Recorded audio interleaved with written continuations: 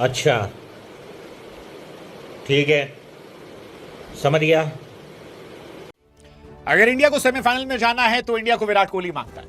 अब विराट तो इंडिया के लिए खेल नहीं रही, तो सवाल यह है कि कौन बनेगा अगला विराट कोहली। मतलब कौन वो होगा जो वो करके दिखाएगा जो 2012 या 2022 में विराट कोहली ने करके दिखाया था। क्या वो अभिषेक शर्मा होंगे, क्या वो ईशान किशन होंगे, तिलक वर्मा होंगे, या फिर संजू सैमसन को जगह मिलेगी, या फिर हम मान लेंगे सूर्या, हार्दिक, शिवम, रिंकू, इनमें से कोई होगा।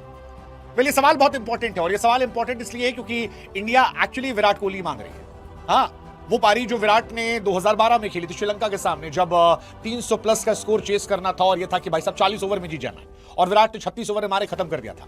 या फिर वो वाला मैच जहां पर पाकिस्तान के सामने, आपको याद होगा कि 8 पे 28 शहीद थे, पावर प्ले में 3 विकेट गिर गए थे, और उसके बाद इंडिया मैच जीत गई थी। इंडिया को वही मांगता है क्योंकि इस वक्त इंडिया की हालत खराब है। इंडिया सर्वाइवल मोड पर है, और ज्यादातर एक्सपर्ट जो हैं वो ये कह रहे हैं कि सुपर 8 से इंडिया सेमीफाइनल में बहुत मुश्किल से जाने वाली है, क्योंकि साउथ अफ्रीका ने हमें 76 रनों से हराया है। हमारा नेट रन रेट -3.80 है, और 2 मुकाबले हैं। हालांकि मेरा यह मानना है कि कुदरत के निजाम की जगह इंडिया अभी भी चाहे तो विराट कोहली बनकर यहां से पॉजिटिव हो सकती है। मतलब बहुत टफ नहीं है, टफ है, लेकिन फिर वही कहानी, अगर आप वर्ल्ड कप जीतने का ख्वाब देखते हैं तो आपको चमत्कार करके दिखाना होगा, क्योंकि वैसे भी आप इस वर्ल्ड कप में 300 वाली टीम बनकर आए थे। इस वर्ल्ड कप में आप वो टीम बनकर आए थे जिसने कहा था कि औकात औकात का फर्क है, हम जुपिटर पर खेलते हैं बाकी अर्थ पर, और वही इंडिया अगर जिम्बाब्वे के सामने करती है तो फिर शायद हो जाए। मसलन इंडिया अगर पहले गेंदबाजी करती है और जिम्बाब्वे को 90 रन पर रोक देती है, और टारगेट जो है 9 ओवर में चेस कर लेती है, तो फिर नेट रन रेट में सडनली जमीन आसमान का फर्क आ जाएगा। लेकिन अगर टारगेट 150 तक पहुंचता है और इंडिया 11 ओवर के अंदर जीत दर्ज करती है तो भी थोड़ा होगा मुश्किल, लेकिन फिर भी हो सकता है, पॉजिटिव में हम आ जाएंगे। अगर जिम्बाब्वे जो है 180-200 बनाती है और इंडिया 12 से 15 ओवर में जाती है तो भी नेट रन रेट में सुधार होगा। लेकिन फिलहाल सुधार नहीं चाहिए, फिलहाल इंडिया को बवाल चाहिए। बवाल मतलब एक जबरदस्त उछाल, इतना बड़ा उछाल कि जिससे बूम बूम हो जाए। अब सवाल कि अगर इंडिया पहले बैटिंग करती तो क्या होगा। यहां भी कहानी वही है। मेरा तो मानना है कि इंडिया पहले बैटिंग करे और मार दे 300 रन, और 300 मारने के बाद जिम्बाब्वे जो है उसे 100, 120, 150 पर रोक दे।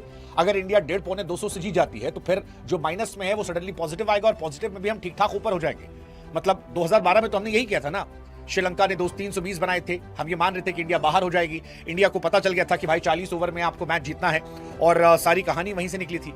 लेकिन उस वक्त भी जब दुनिया कह रही थी कि भाई साहब 50 ओवर में 320 चेज नहीं होता, यहां 40 ओवर में कैसे चेंज करोगे, मतलब ये तो इम्पॉसिबल है, कोई हो ही नहीं सकता, सामने मलिंगा जैसा गेंदबाज है, तब इंडिया ने मारा था और जबरदस्त मारा था। मतलब ऐसा मारा था कि सचिन सहवाग के आउट होने के बाद भी विराट ने वो मैच अकेले अपने दम पर जिताया था, सिंगल हैंडेडली 86 गेंदों पर 133 रन। मुझे तो इनफैक्ट वो ओवर याद है मलिंगा का, जिसमें 37 ओवर था, 33rd या 4th ओवर था, जिसमें विराट कोहली ने एक छक्का और 4 चौके मारे थे। मतलब वो कमाल था। 20 गेंद रहते हमने वो मैच जीता था, 40 ओवर भी नहीं खेला था, और 320 जो है वो हमने उस दिन 36.4 ओवर में हासिल कर लिया था। और वहीं से इंडियन क्रिकेट का स्टैंडर्ड जो है बदल गया। इनफैक्ट पाकिस्तान वाला मैच भी ऐसा ही था।